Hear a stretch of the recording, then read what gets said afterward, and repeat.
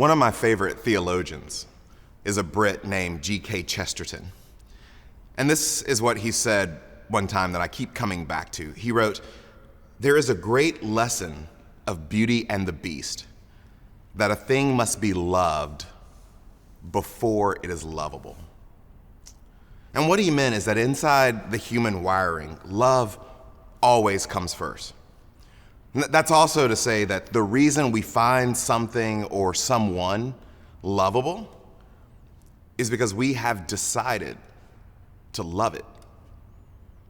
One of the truths of being human is that we are a people made to love and made to receive love and to give love. In fact, whether you realize it or not, a great deal of your life is oriented around love.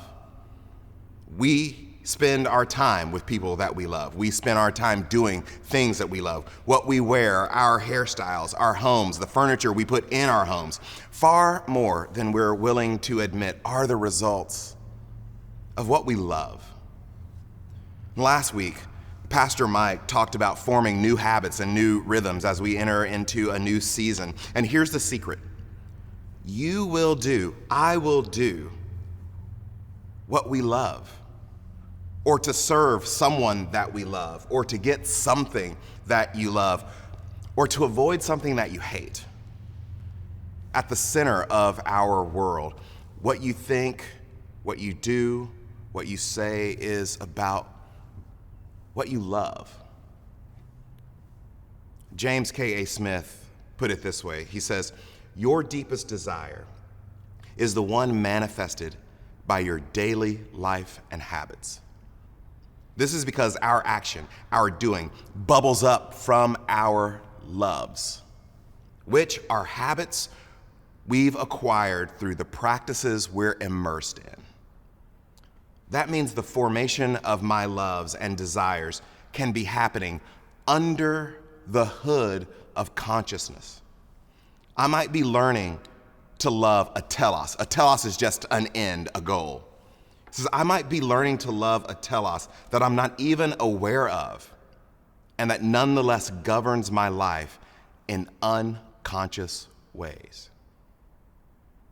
If James K. A. Smith is right, that the center of who we are and how we function in the world is what we love, and if G.K. Chesterton is right, for something to be lovable means that it must be loved first, then there's a part of life that is crucial for us, that's important for us. If there's a part of life that's necessary for us to do well, it's love. But there is a problem with love. But not with love itself, but our own understanding of love and our own practice of love. And we have come to love a lot of things and say that we love a lot of things. We talk about love a lot, but do we even have the first clue of what other people mean or even what we mean when we say love?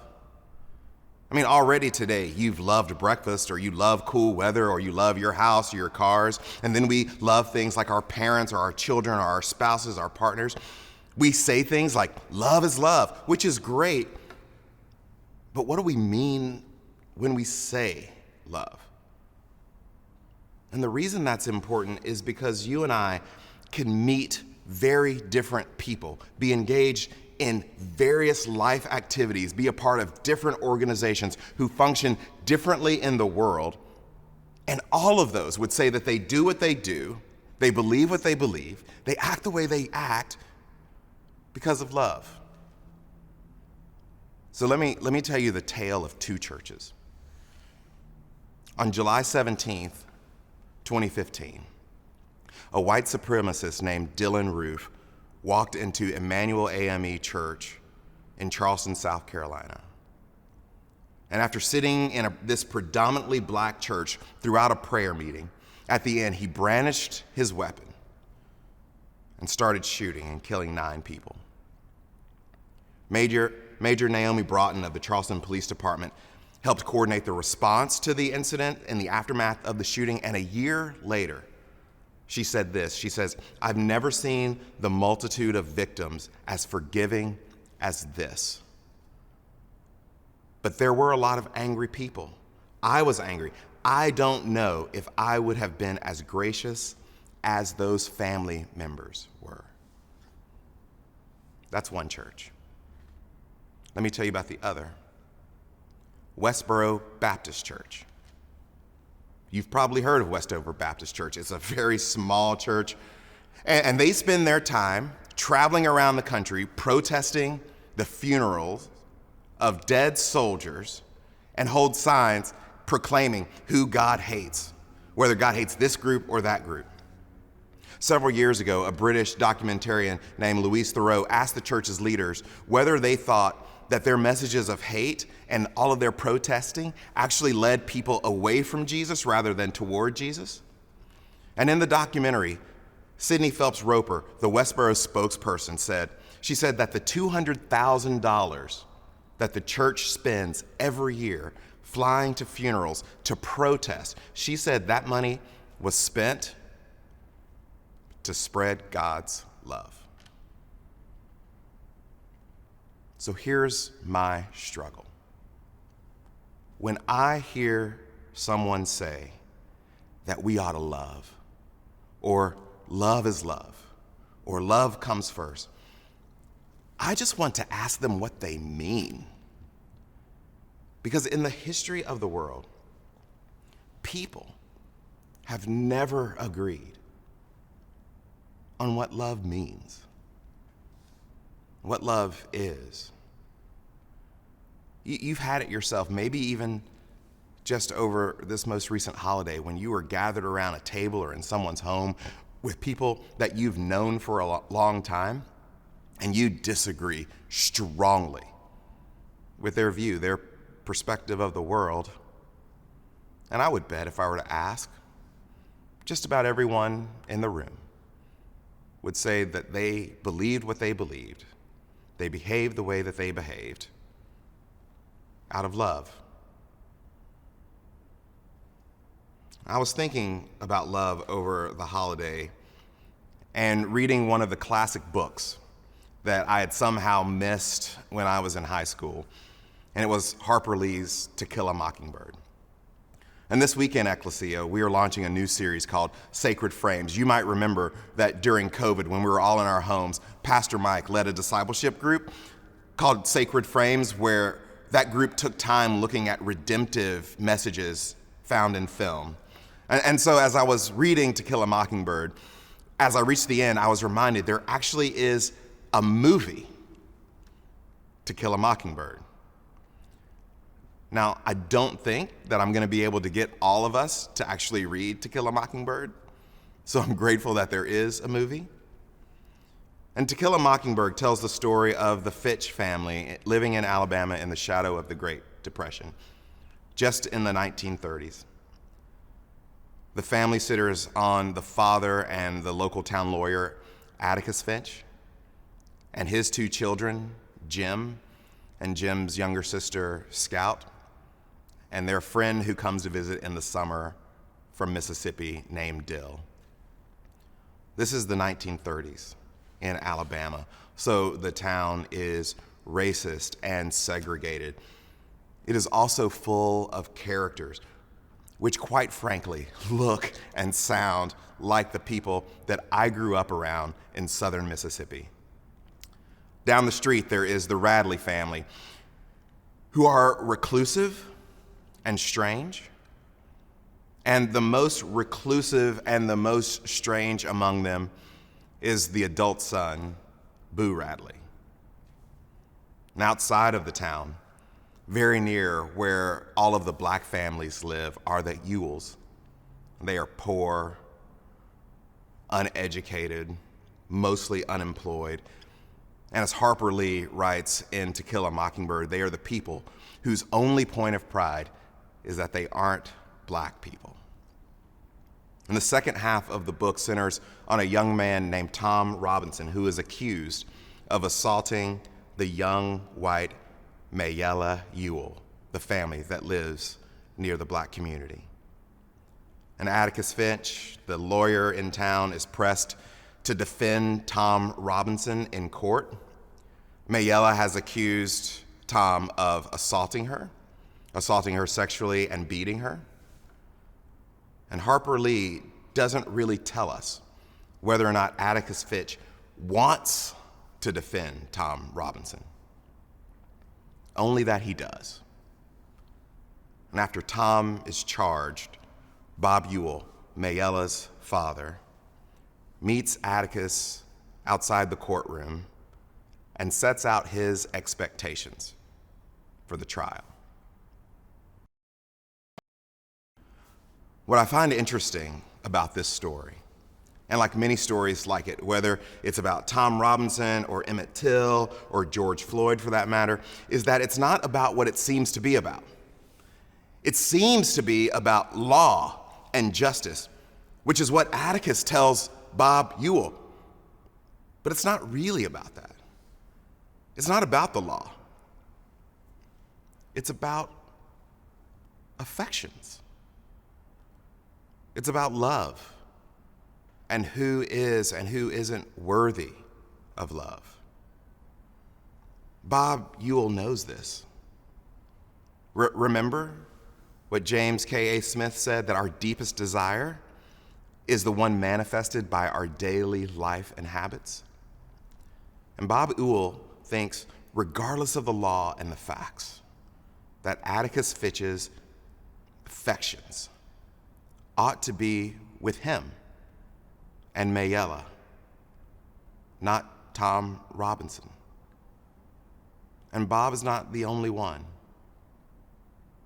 Later, when Tom is moved to the local jail, Atticus knows the affections of his neighbors, of his community. And Tom being vulnerable, sitting in jail alone through the night, Atticus goes and sits all night in front of the jail. And just as Atticus expected, a mob shows up looking, not for justice, but punishment for Tom Robinson.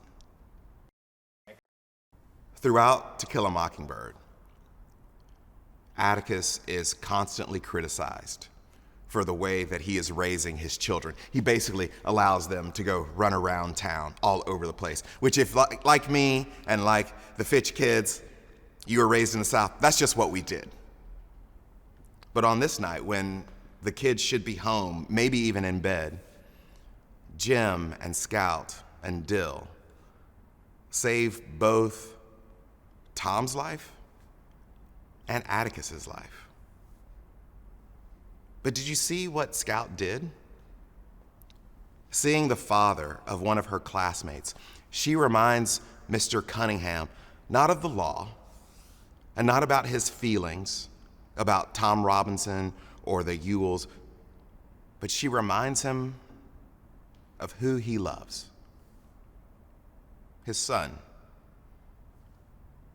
And I'd bet if he had been asked why he was loading up the car with all of these other men and driving down to the town jail to get Tom Robinson, just like Westboro Baptist, Mr. Cunningham might have said that it was something about love, or to protect someone that he loved, or maybe the city that he loved, or the way of life that he loved. And it's there that he's reminded of his greater affections. And as the movie moves forward, we learn that Tom Robinson could not use his arm, making the assault on Mayella absolutely impossible. At least it couldn't have happened the way that Mayella said that it happened. Mayella wasn't assaulted by Tom Robinson. In fact, what actually happens is that Mayella assaults Tom Robinson, only to be discovered by her drunken father returning home. And as Tom escapes her clutches, turns out that Bob beats his own daughter. And there is no illusion. Tom Robinson could not have done what Mayella said that he did. And this is what Atticus Finch says as his closing argument. Well, those of you who have seen the movie or read the book know that Tom Robinson is found guilty and sent to prison where he later dies. And he wasn't sent to prison because he was guilty beyond a reasonable doubt. He was sent to prison because of what St. Augustine would call disordered loves. What Augustine meant by disordered love is the love of a lesser thing or the wrong things over the proper things. And this story, like all stories, in the end is about love. And the question being asked is, what does love look like?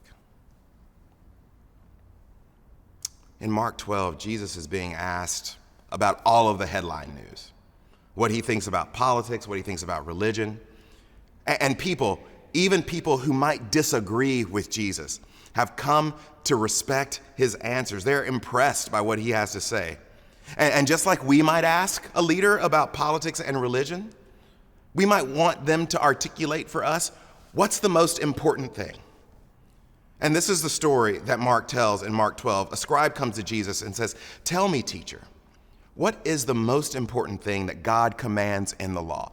What's the most important above all other things? If we're going to rank these things, Jesus, what is primary? What has primacy of place, that everything else falls under that?" And this is what Jesus says. He says, the most important commandment is this: "Hear, O Israel, the Eternal One is our God, and the Eternal One is the only God. You should love the Eternal, your God, with all of your heart, with all of your soul, with all of your mind, and with all of your strength." The second great commandment is this: love your neighbor in the same way you love yourself.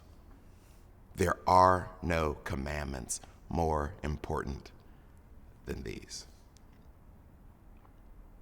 Jesus says that the two most important things are to love God and to love your neighbor. But our loves, like the people in the pew at Emmanuel AME in South Carolina, and just like the people at Westboro Baptist, our loves don't float down from the sky. They are formed. They are formed by our parents and our extended family. They are shaped by how we are raised and when we are raised. They are rooted in how we value one another, whether one kind of people are inherently better than another kind of people, more worthy of love.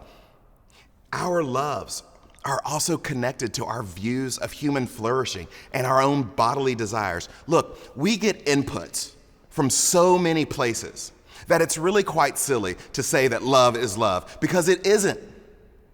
I don't love pancakes the way that I love my daughters.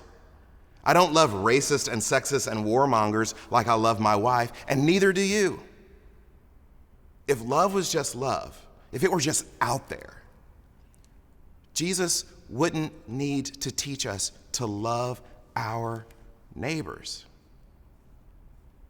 Listen, we direct our loves. We nurture them. We can form our loves. Not always, and not in every case. But if Jesus thinks that he can teach us to love our neighbor, he must think that we have some agency over our affections. We make decisions. You and I are more than a bag of impulses. You can choose when, where, and how to love. And as a matter of fact, you already have. You already are. For a thing to be lovable, it must first be loved. When it comes to Kill a Mockingbird, I'm tempted to offer a spoiler warning, but since it takes place in the 30s and was published in the 50s, if you hadn't gotten there by now, you're just out of luck. And for those of you who have read the book or have seen the movie, you know how it ends. Bob Ewell, in an attempt to gain retribution against Atticus for the way that Atticus embarrassed him on the witness stand during the trial, he attacks Jim and Scout. But during the attack, he is himself killed. But neither Jim or Scout knows exactly what's happened. Jim's arm is broken, and both Jim and Scout are returned home by their strange and reclusive neighbor, Boo Radley. And there is this lingering question at the end of the story of who killed Bob Ewell. Perhaps in saving the children, Boo Radley stabbed him. Or, as the sheriff suggests, the story that he wants to go on with, is that Bob Ewell killed himself by falling on his own knife. And that seems like justice. But is it? To Kill a Mockingbird suggests that maybe the only justice America has to offer is the kind of justice that looks the other way. That looks the other way at the facts in the case of Tom Robinson and looks the other way at the death or murder of Bob Ewell. And in the end, Harper Lee is asking her readers whether American justice is anything more than arbitrary and contingent on the blowing breeze of our ever-shifting affections. And here's the message for Christian people. The most or the least that our neighbors can expect from life is grounded in our ability to love. Tom Robinson is convicted by a racist, all-white, all-male jury. The jury knows that he could not have assaulted his accuser. And all the same, the jury chooses the hate of racism over the love of neighbor. Or at the very least, over the love of this neighbor. It's the same failure to love neighbor that has always led to racism, sexism, war, slavery, and all the chronic ailments which have savaged the pages of human history. The way we see and treat our neighbors is the way we construct the joys and traumas of life. The very nature of our existence and the very nature of our neighbor's existence is funded by who and how and when we love. And the reality is not that Christians should ask how we are being treated by our neighbors, but rather how we treat our neighbors. Our black neighbors, our Muslim neighbors, our immigrant neighbors, our gay neighbors, our brown neighbors, our trans neighbors, our neighbors. Because Jesus offers no qualifications about who is our neighbor. The world we experience is and has always been the most or the least our neighbors can expect from us. So here's the good news, or the bad news. The world we inhabit today and the world we will inhabit tomorrow is all about who we choose to love. And Jesus decided that if it takes him sacrificing his very self to love the world, then he's willing to do that. And the only lingering question is whether or not we are too. Ecclesia, let me pray for you. God, teach us to love more deeply, more fully, more wholly the neighbors who are right around us, right near us. God, we don't have to go far to find people who need love, people who we have failed to love. So we give you the power in our lives to empower us through the Holy Spirit to love in ways we never have before. And in doing so, be true reflections of your Spirit and the person of Jesus on earth. And we ask it in the name of the Father, Son, and the Holy Spirit. Amen.